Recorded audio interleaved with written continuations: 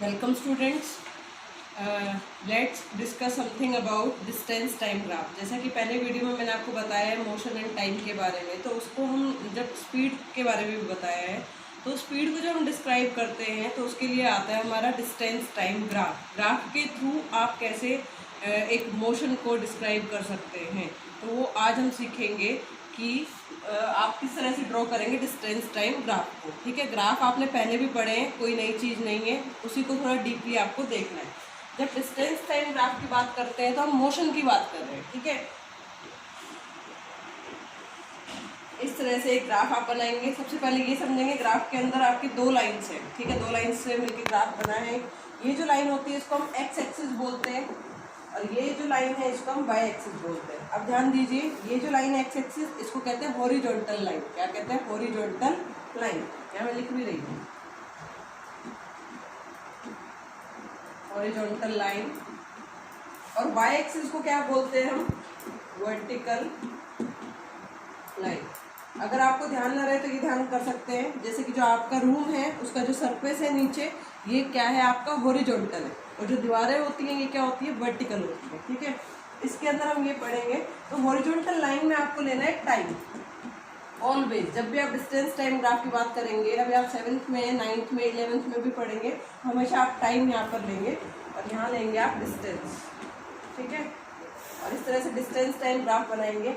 अब यहाँ पर जो भी ग्राफ बनेगा, हो सकता है स्ट्रेट लाइन आए या कर्व लाइन आए। ग्राफ के बारे में मैंने बताया था आपको कि स्ट्रेट लाइन होता है तो यूनिफॉर्म मोशन होता है, डिस्टेंस टाइम के बीच में कर्व लाइन है तो नॉन यूनिफॉर्म होता है, और इस तरह से अगर आता है तो ये रेस्ट का होता है। ठीक है, तो ये जो होते हैं लाइंस, ये आपके क्या होते हैं? स्लोप। ये स्लोप शो करते हैं मोशन को या स्पीड को। स्पीड कैसी होगी? ठीक है, वो मैं आपको एक एग्जाम्पल लेकर उसके साथ बताती हूँ। Let's start students. Actually I draw a table here. आपके नोट्स में मैंने प्रॉपर पूरा अच्छे से इसको एक्सप्लेन किया है कि टेबल क्या है। वैसे मैं बता देती हूँ, एक कार है जो कि ट्रेवल कर रही है। ठीक है, तो वो डिस्टेंस जो कवर कर रही है विद टाइम, वो यहाँ पर टेबल में शो किया गया। जैसे कि आपके सामने टेबल है, उसको कैसे रीड करते हैं हम? देखिए, तब हमारा टाइम 0, मतलब जब हमने ऑब्जर्वेशन स्टार्ट किया, देखना स्टार्ट किया कार को, तो उसने 0 डिस्टेंस कवर किया था। जब टाइम 1 मिनट हुआ तो कार ने 1 मिनट कवर किए थे। जब टाइम 2 मिनट था तो आपका डिस्टेंस कितना कवर हुआ है? 2 किलोमीटर। इस तरह से ग्राफ आपको, मतलब ये टेबल पढ़नी है और इसके थ्रू पे ग्राफ बनाना है। तो ग्राफ में मैंने अभी आपको बताया डिस्टेंस टाइम ग्राफ ड्रॉ करना है इस क्वेश्चन में, और आपको ये बताना है कि इस ग्राफ के थ्रू आपको क्या समझ आ रहा है, what conclusion you are getting from this graph. Okay, यहाँ हम क्या लेंगे? अभी बताया आपको टाइम, और इधर क्या लेंगे हम? डिस्टेंस। ठीक है, हॉरिजॉन्टल लाइन एक्स एक्सिस के अलोंग आपको टाइम लेना है, वाई एक्सिस के अलोंग आपको डिस्टेंस लेना है। Okay, distance in kilometre and time in minute, ये आपको जरूर मेंशन करना है ग्राफ ड्रॉ करते टाइम कि आपने कौन सी क्वांटिटी को किस साइड लिया है। वेरी इंपॉर्टेंट है। और आप इस ग्राफ को ग्राफ पेपर पे बनाएंगे तो आपको प्रॉपर समझ आएगा कि क्या हो रहा है ग्राफ में। अब जब ग्राफ बनाते हैं तो यहाँ से स्टार्ट होता है, इसको क्या कहते हैं हम? ओरिजिन। ठीक है, इसको हम 0 0 मान के चलते हैं कि यहाँ पर हमारा टाइम भी 0 है और डिस्टेंस कवर्ड भी 0 है। अब यहाँ से हमारा टाइम मान लेते हैं कि 1 मिनट, 2 मिनट, 3, 4 मिनट, 5 और 6, 5 तक चाहिए हमें। ठीक है, इक्वल इक्वल इंटरवल पे आप लेंगे। जब ग्राफ ड्रॉ करेंगे तो उसमें बॉक्सेस होते हैं, तो उन बॉक्सेस पे आपको 1 2 3 लिखते हुए चलना है। सेम यहाँ पर डिस्टेंस आपका 1 2 किलोमीटर, 3 किलोमीटर, 4 5 एंड 6, ये भी आपको इक्वल इक्वल डिस्टेंसेस पे लेने, वो बॉक्स आपके होंगे ग्राफ पेपर पे उससे। अब देखिए क्या हमने देखा, जब हमारा टाइम 0 था तो डिस्टेंस भी कितना है? 0 किलोमीटर। तो वो पॉइंट क्या होगा आपका? ये पॉइंट होगा। ठीक है, इसको आप पॉइंट को ओ नाम दे सकते हैं या फिर ए नाम दे दीजिए, ए। ठीक है, जब आपका टाइम 1 मिनट है तो डिस्टेंस भी कितना है? 1 किलोमीटर। जब टाइम 1 मिनट है, ये टाइम को, तो डिस्टेंस कितना कवर है? 1। तो ये पॉइंट आपका, इसको हमने नाम दे दिया बी पॉइंट। ओके, तब आपका डिस्टेंस आपका 2 मिनट टाइम हो गया, 2 मिनट। डिस्टेंस कवर्ड कितना है आपका? 2 किलोमीटर। ठीक है, 3 मिनट पे डिस्टेंस कितना कवर्ड है? ये आपका इस तरीके से सी डी 4 मिनट पे 4 किलोमीटर, ई नाम दे देंगे इसको। इसी तरह से चलते जाएंगे 5 मिनट पे डिस्टेंस 5 किलोमीटर एन। Now you are getting point A B C D E F. Now join these points, इन पॉइंट्स को जो आप ज्वाइन करेंगे एक स्ट्रेट लाइन आई है, ठीक है। ये क्या है? Slope, slope of graph, slope of graph इस तरीके से।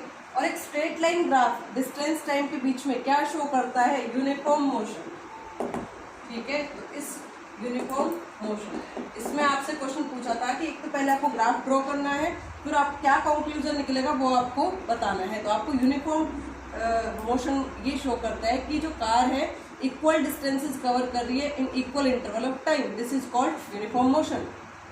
ओके, देखिए स्टूडेंट्स, अब हमने डिस्टेंस टाइम ग्राफ पढ़ा है, पर फायदे क्या है डिस्टेंस टाइम ग्राफ के, क्या what is the importance of distance time graph. तो अभी आप देखेंगे हमें डाटा गिवन था, क्या डाटा को देखकर आप बता पा रहे थे कि ये जो ग्राफ है ये किस तरह के मोशन को शो कर रहा है। जैसे ग्राफ आप ड्रॉ करेंगे तो स्ट्रेट लाइन आएगा, यूनिफॉर्म मोशन है, कर्व लाइन आएगा तो क्या शो कर रहा है वो? Non uniform motion. तो हमें टाइप ऑफ मोशन का पता चल जाता है ग्राफ को देखते ही, ठीक है। डाटा पूरा रीड करने की जरूरत नहीं है, जस्ट एक ही लुक में आप इस चीज़ को बता सकते हैं, तो ये बेनिफिट होगा। दूसरा ये कि हम स्पीड निकाल सकते हैं, डिस्टेंस आपके सामने होगा, डिवाइड उसके टाइम से करें तो उस टाइम पे कितनी स्पीड होगी। जैसे कि अगर ये ग्राफ है और यहाँ से आपने ये है और यहाँ इस पॉइंट पर आपका मान लेते हैं कि आपने 5 किलोमीटर कवर किए गिवन है, और यहाँ पर आपका टाइम है 2 मिनट्स, ठीक है, 2 मिनट के अंदर। तो यहाँ इस पॉइंट पे आपकी स्पीड क्या है तो आप सीधा कैलकुलेट कर सकते हैं, डिस्टेंस डिवाइडेड बाय टाइम। तो इस पॉइंट पे स्पीड क्या रही होगी वो डायरेक्टली आप कैलकुलेट कर सकते हैं, ठीक है। और किसी और पॉइंट पे जहाँ आपको डाटा में गिवन नहीं है उस पॉइंट के आप कैलकुलेट कर सकते हैं। जैसे कि अभी मैंने इससे पहले ग्राफ बनाया था, उसके अंदर आपको दिया हुआ था यहाँ पर 1 मिनट, 3 मिनट, 4 एंड 5 ये सब दिया हुआ था। इसी तरीके से यहाँ पर आपका 1, 2 एंड 4 यहाँ पर आपका डिस्टेंसेस थे और यहाँ आपका टाइम था। अब आपसे कहीं और पूछ लिया जाता है, मान लेते हैं कि डाटा आपको इतना ही गिवन था, बट 5 मिनट के लिए पूछ ले कि 5 मिनट में कितना डिस्टेंस कवर होगा, तो आप 5 मिनट के लिए आगे ड्रॉ कीजिए। ये कहाँ कनेक्ट कर रहा है डिस्टेंस पे? यहाँ आप अपने ग्राफ में ड्रॉ करेंगे आपको पता चल जाएगा 5 किलोमीटर। और कहीं और निकालना है 3.5 मिनट पे, 3.5 कहाँ होता है? 3 और 4 के बीच में।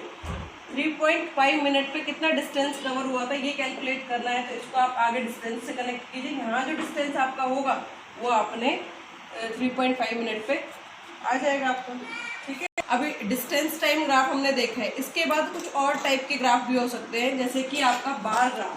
फर्स्ट क्या हो सकता है? एक बार ग्राफ। आप अभी 7th क्लास में मैथ्स में इसके बारे में पढ़ेंगे। और एक सेकंड है पाई चार्ट।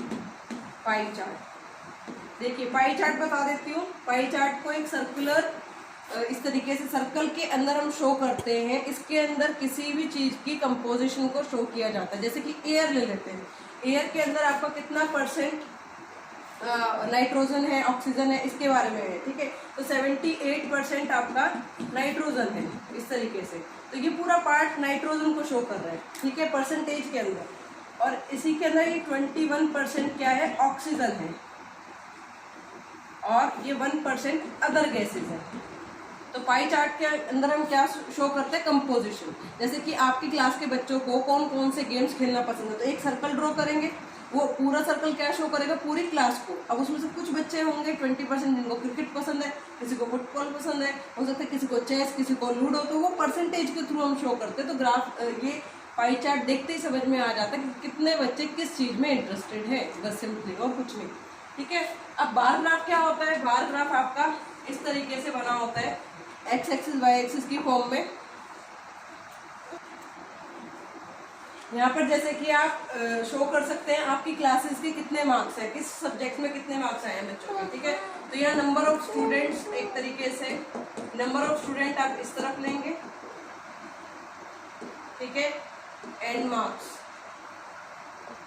10 मार्क्स, 20 मार्क्स, 30, 40 मान लेते हैं 50 मार्क्स का कोई टेस्ट है, तो ये शो करेगा 10 मार्क्स लेने वाले कितने स्टूडेंट है, तो 5, 10, 15, 20 इस तरीके से। तो 10 मार्क्स लेने वाले 5 स्टूडेंट है। इस तरीके से आप रेक्टेंगल्स की फॉर्म में शो करेंगे।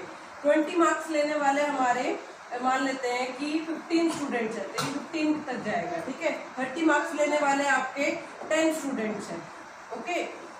40 मार्क्स लेने वाले 20 स्टूडेंट्स हैं एंड 50 मार्क्स लेने वाले आपके 2 स्टूडेंट्स हैं। इस तरीके से ये क्या शो करता है आपका bar graph, okay. Okay, thank you class.